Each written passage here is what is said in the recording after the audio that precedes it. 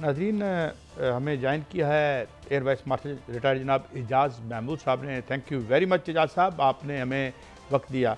एजाज़ साहब, ज़ाहिर है कि आज की दुनिया में कोई किसी तरह की भी एक्सपोर्ट हो, शदीद ज़रूरत है हर मुल्क की।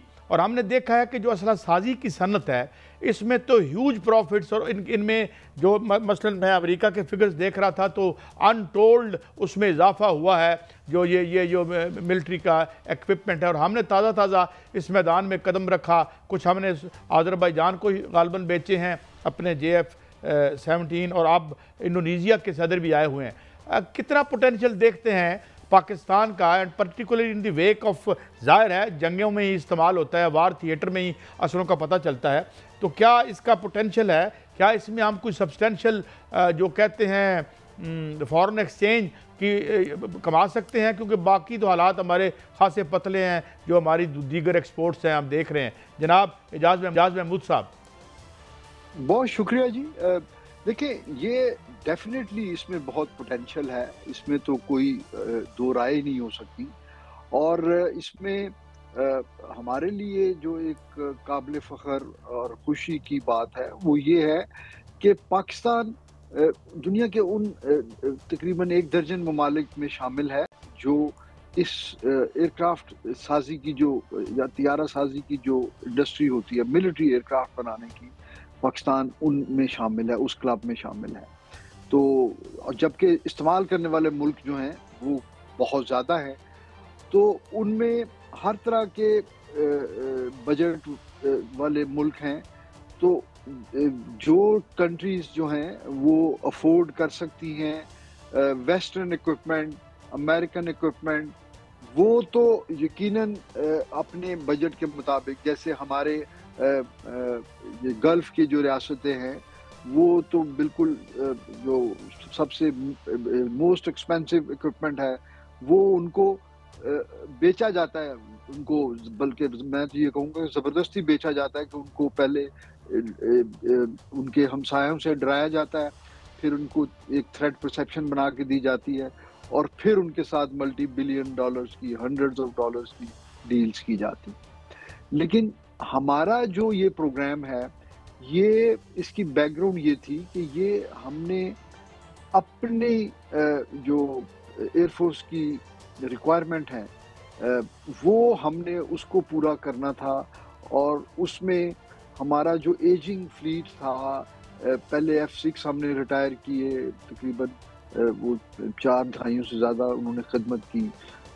उसके बाद फिर F-7 PGs, A-5, ये सारे तैयारे हमने आहिस्ता आहिस्ता इनको रिप्लेस करना था। और हम अल्हम्दुलिल्लाह अपने JF-17 की लोकल प्रोडक्शन की वजह से हम ना सिर्फ ये कि उन तमाम तैयारों को, उन स्क्वाड्रन्स को रिप्लेस करने में कामयाब हुए, बल्कि वो सारे अपग्रेड हो गए।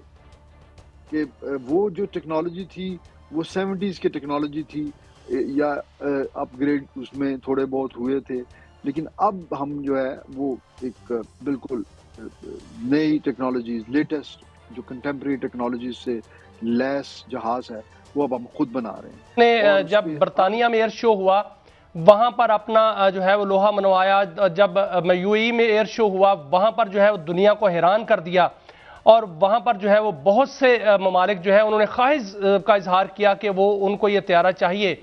ईरान को ये तैयारा चाहिए, अफ्रीका को ये तैयारा चाहिए, अज़रबैजान को ये तैयारा चाहिए। अब इंडोनेशिया के क्या सदर जो हैं वो पाकिस्तान के दौरे पर हैं, और दिफा से मुतल्लिक भी उनसे मुआहदात जो है वो होने का इम्कान है। तो ये डील भी हो सकती है कि उनको JF थंडर जो है वो लेने के लिए इंटरेस्टेड हों, क्योंकि राफेल के हवाले से उन्होंने जो डील थी वो तो पोस्टपोन कर दी। जी बिल्कुल, इसका ये बिल्कुल ये हो सकती है। ये जहां बाकी बहुत सारे इश्यूज पे या एजेंडा पॉइंट्स पे बातचीत होगी, उसमें ये भी हो सकता है, क्योंकि ये अपनी कॉस्ट के मुताबिक ये एक अच्छे अफोर्डेबल बजट में एक बड़ा पोटेंट जहाज है, जो कि ऐसी जो ममालिक जो बजट कॉन्शियस हैं या जिनके पास उस तरह से गल्फ की रियासतों की तरह या इतने बड़े बजट नहीं होते, तो वो उनके लिए तो ये आइडियल चॉइस है। और फिर सबसे बड़ी बात ये है کہ جنگی جو ایکوپمنٹ جو ہوتا ہے اور بالخصوص جو فلائنگ مشینز ہوتی ہیں، جہاز ہوتے ہیں وہ، یا میزائل ٹیکنالوجیز ہوتی ہیں، وہ جب کامبیٹ پروون ہوں، کسی جنگ میں وہ استعمال ہوئی ہوں، تو جو اس جنگ میں استعمال کے بعد جو اس کے نتائج جو ہیں، جب دنیا میں اس کا انالیسس کیا جاتا ہے تو پھر وہ پروڈکٹ جو ہے وہ اس کی ڈیمانڈ بھی بڑھتی ہے اور لوگ سیریسلی پھر اس کو لینے کے لیے تگ و دو بھی کرتے ہیں.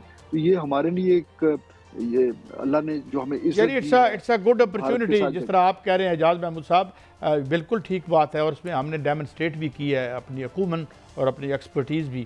اب میں ذرا تھوڑا سا مختلف آتا ہوں. ایک تو یہ جو عام طور پر بھارت کی طرف سے تو آتی رہتی ہے بات، اب یہ کلیشے ریٹن بھی ہو گئی ہے، J-35 ہمارے پاس ہیں، بھائی کس کا ہمارا حق ہے، ہم جو مرضی کریں، آپ کو ہم نے روکا ہے، آپ رافیل خریدے، جو مرضی خریدے. ایک تو کیا یہ واقعی ابھی یا J-35 کیا ابھی آپریشنل ہو چکا ہے، نہیں ہو چکا، اور ہمارا اس تک رسائی کہاں تک ہے؟ اور سیکنڈلی میں اس کے بعد آپ سے پھر یہ جاپان اور چین کی جو آپس میں کشمکش شروع ہوگی اس پہ بات کروں گا، مگر پہلے ذرا اس پر جناب اعجاز صاحب. جی نہیں دیکھیں جی، اس میں یہ تھوڑا سا میرا خیال ہے ایگزیجریٹڈ ورژن ہے نیوز کا. ہمارے پاس یقیناً یہ ہمارے جو ہے ایکوزیشن پلان میں یہ ہماری پرائرٹی پہ تھا پاکستان ایئر فورس کی. جب ہم نے J-10C ایکوائر کر لیے، ان کو آپریشنلائز کر لیا، استعمال کر رہے تھے ایکچوئل آپریشنز میں، تو اس کے بعد یقیناً ہماری اگلی چوائس جو ہے لاجیکل چوائس وہ J-35 ہی بنتی ہے. اور اس کے لیے جنگ سے پہلے بھی بات چیت جاری تھی، ہمارے پائلٹس نے اس کے ٹرائلز وغیرہ بھی کر لیے ہیں. لیکن یہ کہنا کہ یہ ابھی پہنچ گئے ہیں یا اس کو ہم نے آپریشنلائز کر لیا ہے، یہ تھوڑا سا میرا خیال ہے قبل از وقت ہے. اور یقیناً جب یہ آ جائیں گے، یہ ایک بڑی انڈکشن ہوگی، اس کو ہم سیلیبریٹ کریں گے اور پھر انشاءاللہ سب. اچھا اعجاز صاحب، میں چاہتا ہوں یہ فرمائیے کہ ایک جزیرے پر کچھ جو بلڈ اپ کیا ہے ملٹری جاپان نے، اور ان کی جو نئی پرائم منسٹر آئی ہیں وہ بھی خاصی ایک اگریسو ان کا پوسچر ہے، اور جس پہ خاصا احتجاج بھی کیا ہے چین نے، اور تائیوان کے حوالے سے بھی اس نے اپنے جو، اور پھر کچھ دن پہلے ایک خبر آئی تھی کہ انہوں نے طیارے جیم کر دی، ان کا سسٹم جاپان کے جیم کر دیا. ڈو یو تھنک کہ یہ محاذ گرم ہوتا نظر آتا ہے ڈسپائٹ دی فیکٹ کہ چائنا بڑا ٹھنڈا کھیلتا ہے، مگر اگریسر تو ماضی میں بھی جاپان تھا؟ کیا اب بھی اس کی حیثیت ہے چائنا کی طرف اس طرح وہ کر سکے جو ماضی میں کرتا رہا؟ دیکھیے وہ تو اب ماضی بعید کی بات ہے، اور اس وقت کا جو چین یا اس وقت کا جاپان اور وہ اس زمانے کے حالات، وہ یقیناً تاریخ کا ایک حصہ ہے، اور ان کی آپس میں یقیناً تعلقات میں جو ہے نا بڑی حساسیت ہے اس میں، کیونکہ ان کا بڑی جو ہے نا ہولناک جنگوں کا، اور بڑی ایسی جنگیں جن میں بے شمار لوگ مارے گئے اور بے دردی سے مارے گئے، وہ ان کی ہسٹری ہے. اور اس لیے ان کے تعلقات جو ہیں وہ بڑے سینسٹیو ہیں آپس میں. لیکن اس سے پیشتر پچھلے کچھ سالوں کو اگر ہم ابھی نہ ڈسکس کریں تو اس سے پیشتر چین جب اپنی اکنامک ریوائول کر رہا تھا تو چین نے جاپان کے ساتھ تعلقات میں انہوں نے اپنے آپ کو بڑا جو ہے اچھے طریقے سے مینیج کیا. یعنی جب فار ایگزامپل انہوں نے اپنے تجارت کے لیے، ٹورزم کے لیے انہوں نے اپنے بارڈرز کھولے جاپان کے لیے، کیونکہ ان کو اس وقت اس طرح ضرورت تھی اپنے اکانومی کو بڑھاوا دینے کے لیے. لیکن اب جب پچھلے کافی سالوں سے چائنا بالخصوص ساؤتھ چائنا سی میں، اور مارشل صاحب آج ملک میں ایک تاریخ رقم ہوئی ہے. تینوں مسلح افواج ایک امبریلا تلے جو ہے وہ آ گئی ہیں، جس میں chief of defence forces field marshal Syed Asim Munir army chief نے آج عہدے کا چارج سنبھال لیا ہے. ان کو گارڈ آف آنر پیش کیا گیا، اور وہاں پر دونوں مسلح افواج کے جو سربراہان بھی موجود تھے، وہاں انہوں نے خطاب کیا ہے. انہوں نے خطاب کرتے ہوئے یہ کہا ہے کہ بھارت جو ہے وہ کسی خود فریبی میں نہ رہے اور گمان میں نہ رہے. اب اگر موقع ملا تو اب جواب دینا پڑا تو بڑی صورت سے اور مؤثر انداز سے پہلے سے زیادہ شدید ہوگا. اور ساتھ انہوں نے یہ بھی کہا ہے کہ طالبان رجیم کو واضح پیغام دیا گیا ہے کہ ان کے پاس ایک ہی آپشن ہے, یا پاکستان یا ٹی ٹی پی یا فتنۃ الخوارج. تو اس پر آپ کیا کہیں گے سر؟ جی یقیناً دیکھیے یہ ایک ہسٹورک دن ہے, اور ایک ایسے جو جوائنٹ یا مشترکہ مسلح افواج جس کے جو سربراہ ہوں, جو کہ تینوں افواج کی اور اسٹریٹجک کمانڈ کی نمائندگی کر رہے ہوں اور اس کو کمانڈ کر رہے ہوں, صرف نمائندگی نہیں, اس کو افیکٹولی جو ہے اپنے نئے عہدے کے مطابق کانسٹیٹیوشنلی اس کا کمانڈ اینڈ کنٹرول اس کے ہاتھ میں ہو. تو اتنی بڑی فوج کے سربراہ کی حیثیت سے تو یہ جو انہوں نے کہا وہ ان کے شایان شان ہے, اور بھارت کو اور افغانستان کو جو یقیناً یہ میسیجنگ کی ضرورت تھی ہمیں, اور انہوں نے بڑے اچھے طریقے سے وہ میسیج دیا ہے.